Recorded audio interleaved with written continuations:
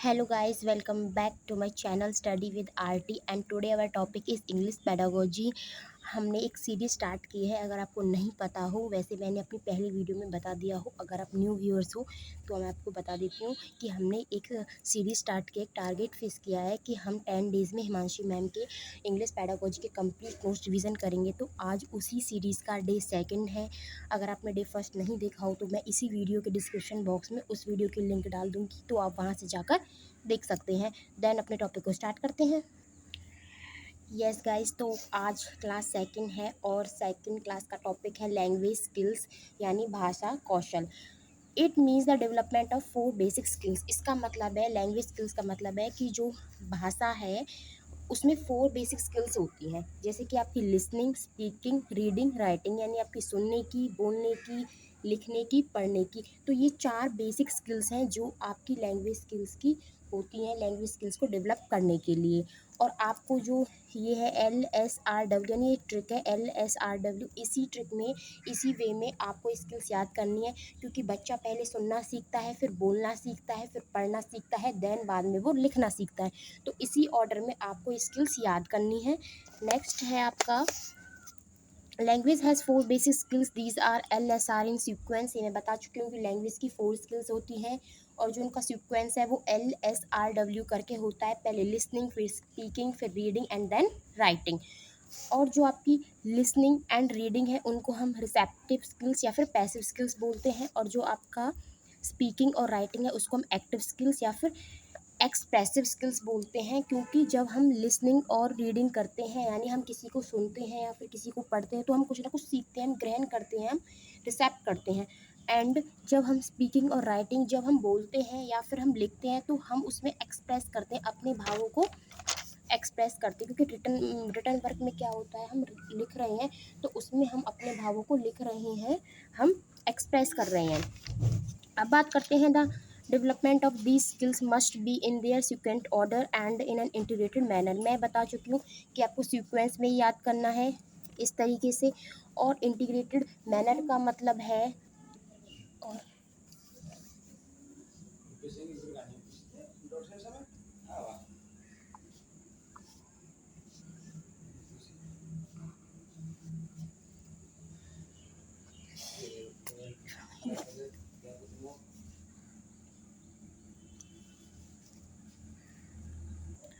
Sorry for disturbance. तो हम कहाँ पे थे? हम थे the development of the skills must be in sequential order and in integrated manner. ये आपको पता है कि जो डेवलपमेंट स्किल्स है ये हमें एक सीक्वेंस में याद करनी है, एक ऑर्डर में याद करनी है, और इंटीग्रेटेड मैनर का मतलब होता है कि ये एक दूसरे से जुड़ी हुई है। जैसे कि अगर हमने लिसनिंग करनी सीख ली तो ऐसा नहीं है हम स्पीकिंग करना नहीं सीख सकते। अगर आप स्पीकिंग करनी आ गई तो ऐसा नहीं है कि आप रीडिंग और राइटिंग नहीं सीख सकते। ये इंटीग्रेटेड होती हैं, सभी सारी एक साथ होती हैं कि आप लिसनिंग भी कर सकते हो, स्पीकिंग भी कर सकते हो, रीडिंग भी कर सकते हो और राइटिंग भी कर सकते हो। यस, अब बात आती है सेकंड पॉइंट की, listening and speaking are known as primary skills. जो लिसनिंग और स्पीकिंग है उसको हमने प्राइमरी स्किल्स बोला है। क्योंकि प्राइमरी स्किल्स हमने उन्हें क्यों बोला है? क्योंकि बच्चा पहले लिसनिंग करना सीखता है, देन बाद में वो स्पीकिंग करना सीखता है। और रीडिंग और राइटिंग तो बाद की बातें हैं, जब बच्चा थोड़ा बड़ा हो जाता है तब वो लिखना और पढ़ना सीखता है। पहले वो लिसनिंग और स्पीकिंग ही सीखता है, इसीलिए हमने इन दोनों चीज़ों को, तो ये प्राइमरी स्किल्स होती हैं और ये फर्स्ट हमारी यही डेवलप होती हैं। देन सेकंड पे चलते हैं। अब बात आती है हमारी सेकंड की, जो स्पीकिंग और राइटिंग है are also known as reinforcement skills. ये रीफोरेंसमेंट स्किल्स होती हैं।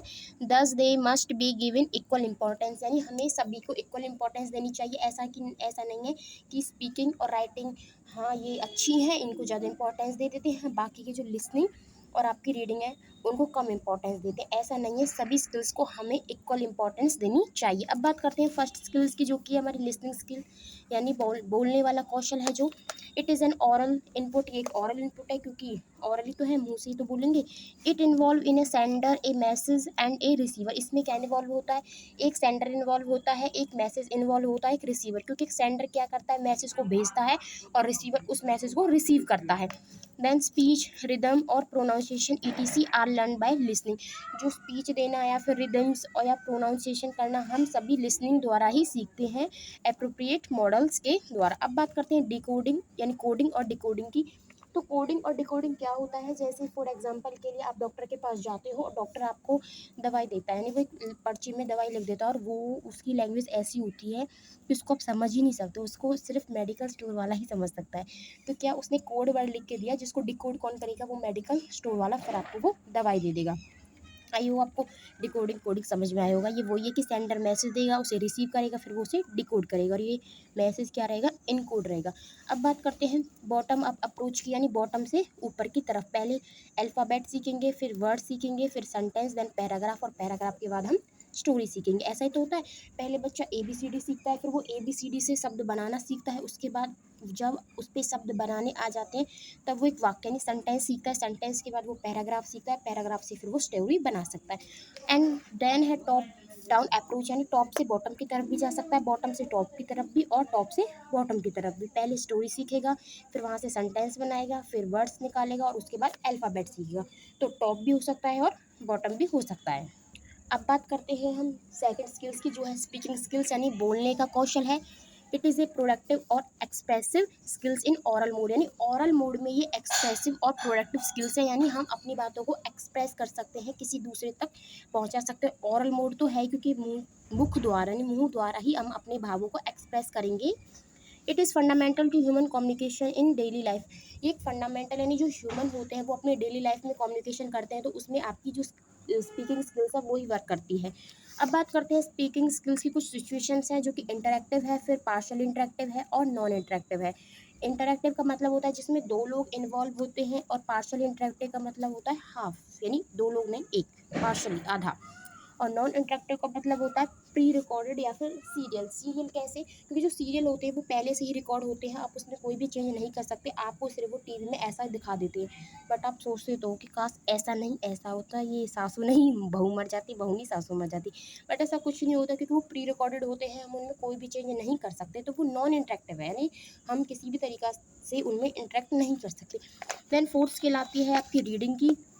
ये एक रिसेप्टिव स्किल्स है, क्योंकि आप जब पढ़ते हो तो आप कुछ ना कुछ ग्रहण करते हो, तो रिसेप्ट करते हो इन रिटर्न फॉर्म। किसी लिखने के फॉर्म में कर सकते हो। टाइप ऑफ रीडिंग, यहाँ पे रीडिंग के कई प्रकार हैं, जैसे कि loud reading, silent reading, intensive reading और एक्सटेंसिव रीडिंग। लाउड रीडिंग में क्या होता है, जब उच्च पाठन करते हो यानी तेज तेज पढ़ते हो, आप लाउड रीडिंग करते हो। साइलेंट रीडिंग का आप मौन पाठन करते हो, मौन पठन करते हो, धीरे धीरे बोलते हो एकदम मौन तरीके से। इंटेंसिव रीडिंग होता है एकदम गहन तरीके से पाठ करो, यानी आप किसी भी पैराग्राफ को पढ़ रहे हो तो आपको उसमें से कुछ ना कुछ नॉलेज चाहिए, इसीलिए आप उसे एकदम गहराई से पढ़ रहे हो।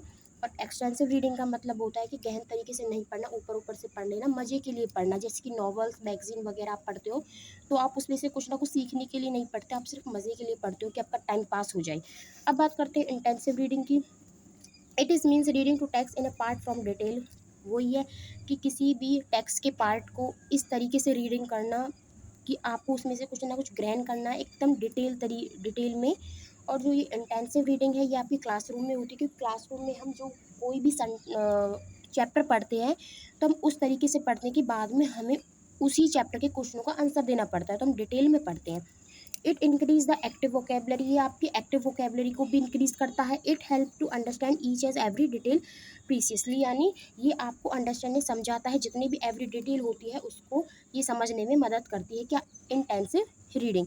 और इसमें एक शब्द आता है स्कैनिंग। स्कैनिंग का मतलब है जैसे स्कैनर होता है आपका, वो सभी चीज़ को स्कैन करता है तब कुछ ना कुछ करता है। अगर वो स्कैन, जैसे आप पेमेंट करते हो तो जो स्कैनर को आपको स्कैन करना होता है, अगर वो स्कैन नहीं होता तो पेमेंट भी आपकी नहीं होती। उसी तरीके से इंटेंसिव रीडिंग में भी हमें बिल्कुल स्कैनिंग करके पढ़ना चाहिए, एक एक शब्द को पढ़ना चाहिए ताकि हमें एक एक शब्द से नॉलेज ग्रहण हो।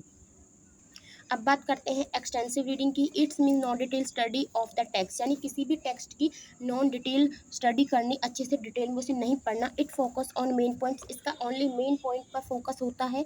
इट इंक्रीज पैसिव वोकेबलरी, इससे हमारी पैसिव वोकेबलरी इंक्रीज होती है। It develop interest and pleasure, ये सिर्फ इंटरेस्ट और प्लेजर को डेवलप करती है और कुछ नहीं करती, क्योंकि हम एक्सटेंसिव रीडिंग ओनली इंटरेस्ट और प्लेजर के लिए करते हैं। ओके, इसमें वर्ड आता है स्कीमिंग। स्कीमिंग का मतलब है कोई ना कोई थीम निकालना, स्कैनिंग की तरह नहीं पढ़ना एकदम से। अब बात करते हैं सब स्किल्स ऑफ रीडिंग की। कुछ सब स्किल्स हैं रीडिंग की, जैसे कि प्रीव्यूइंग, प्रिडिक्टिंग, स्कीमिंग, स्कैमिंग, ये इसमें नहीं आती, सिर्फ ये 1 2 3 4 आती हैं। प्रिडिक्ट का मतलब है अनुमान लगाना, आप कुछ कर रहे हो उससे पहले आप उस चीज़ का अनुमान लगा देते हो। अब बात करते हैं राइटिंग स्किल्स की, ये आपकी लास्ट स्किल है, लेखन कौशल कहते हैं जिसे। It is a skill which enables a learner to brainstorm, यानी इसमें क्या होता है, जो लर्नर है वो एकदम ब्रेन स्ट्रॉम की तरह राइट करे, आइडियाज़ ऑर्गेनाइज करे, ड्राफ्ट करे, एडिट करे एंड रिसीव, अपने वर्क को रिसीव करे। जैसे कि हम कुछ लिखते हैं और हम पे से कुछ ना कुछ अधूरा लिखा है तो हम उसे ड्राफ्ट में सेव कर देते हैं, तो वो आपका रिटन स्किल्स में आता है, राइटिंग स्किल्स में आता है। अब कुछ क्वेश्चन कर लेते हैं, क्योंकि हम जितना पढ़ेंगे हम उसमें से क्वेश्चन जरूर करेंगे, ताकि आपको पता चले कि आपको टॉपिक में से कितना समझ में आया है, कितनी आपने इंटेंसिव रीडिंग की है। ओके, तो चलिए कुछ क्वेश्चन कर लेते हैं। क्वेश्चन नंबर फर्स्ट है, which of the following skills are known as primary skills, तो कौन सी स्किल्स को हम प्राइमरी स्किल्स बोलते हैं।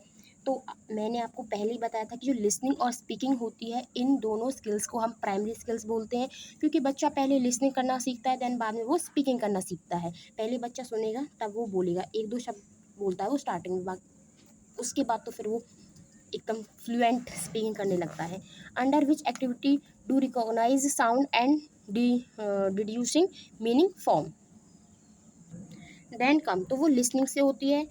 अब बात करते हैं, in order to know the correct pronunciation of English word the learner should, यानी हमें किस ऑर्डर में करेक्ट प्रोनाउंसिएशन करना चाहिए इंग्लिश वर्ड्स को लर्नर के लिए, तो क्या जरूरी है, सबसे पहले उनकी स्पेलिंग पता होनी चाहिए, मीनिंग्स पता होने चाहिए, and how they are pronounce, और ये पता होना चाहिए कि वो कैसे उस चीज़ को प्रोनाउंस कर रहे हैं। एक primary teacher should introduce reading through, एक प्राइमरी टीचर यानी प्राइमरी स्कूल का टीचर है तो वो बच्चे को कैसे रीडिंग बताएगा, कि किसके थ्रू वो रीडिंग उसे करा सकता है, तो वो पिक्चर बुक की मदद से बच्चे को रीडिंग करा सकता है, क्योंकि यहाँ पे प्राइमरी स्कूल की बात हो रही है, प्राइमरी बच्चे की बात हो रही है। Listening comprehension is a receptive skill है, क्योंकि लिसनिंग में क्या होता है, आप सुनते हो तो किसी ने बात को ग्रहण करते हो, जैसे कि अब हो रहा है, मैं क्या कर रही हूँ, मैं स्पीकिंग कर रही हूँ, बट आप तो लिसनिंग कर रहे हो ना, तो आप कुछ ना कुछ ग्रहण कर रहे हो, तो इसमें कौन सी स्किल्स इन्वॉल्व है, रिसेप्टिव स्किल्स इन्वॉल्व है लिसनिंग में। अब बात करते हैं at class second, sharing stories familiars in experience and interest, employing gestures where appropriate is a sub skills of function, तो ये स्पीकिंग की सब स्किल्स है। अब बात करेंगे predicting in term of reading reference to, तो यूजिंग प्रियर नॉलेज, जो पुराना ज्ञान होता है उसको यूज़ करके, ऑफ द सब्जेक्ट, किसी भी सब्जेक्ट के बारे में, and the ideas in the text as clues to meaning of unknown words, और फिर जो अननोन वर्ड्स है उसकी मीनिंग पता करें। अब बात करेंगे 8 क्वेश्चन की, learning to read means, learning का क्या मतलब है, डिकोडिंग द मीनिंग, यानी मीनिंग को डिकोड करना। यस, अब देखिए 9th question, intensive reading is aimed at helping the learners read a text for, जो इंटेंसिव रीडिंग है उसका क्या उद्देश्य होता है लर्नर्स के लिए, जो लर्नर होते हैं हमारे, वो इन्फॉर्मेशन ग्रहण करने के लिए इंटेंसिव रीडिंग करते हैं, क्योंकि अगर उन्हें इन्फॉर्मेशन चाहिए तो वो पूरी डिटेल में पढ़ेंगे, और अगर हम किसी चीज़ को डिटेल में पढ़ रहे हैं तो उसमें हम इंटेंसिव रीडिंग यूज़ करेंगे।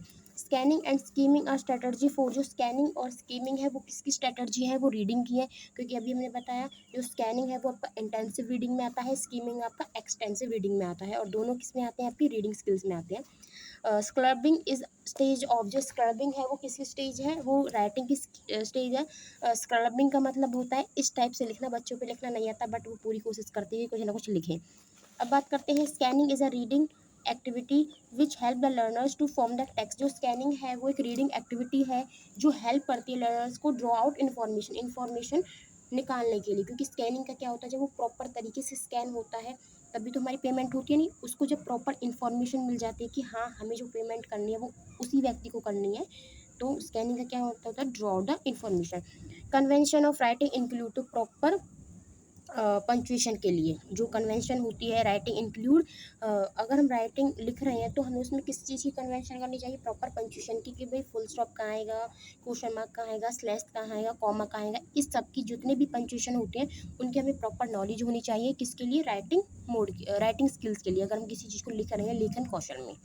आई होप आपको ये वीडियो समझ में आया होगा, और आपको जो ये चैप्टर है, चैप्टर का नाम है आपका लर्न, एक सेकेंड, लैंग्वेज स्किल्स, तो लैंग्वेज स्किल्स वाले चैप्टर से आपके कोई भी डाउट हो तो आप कमेंट करके मुझे बता सकते हो। आई होप आपको इस वीडियो से आपके जितने भी डाउट है वो क्लियर हुए होंगे।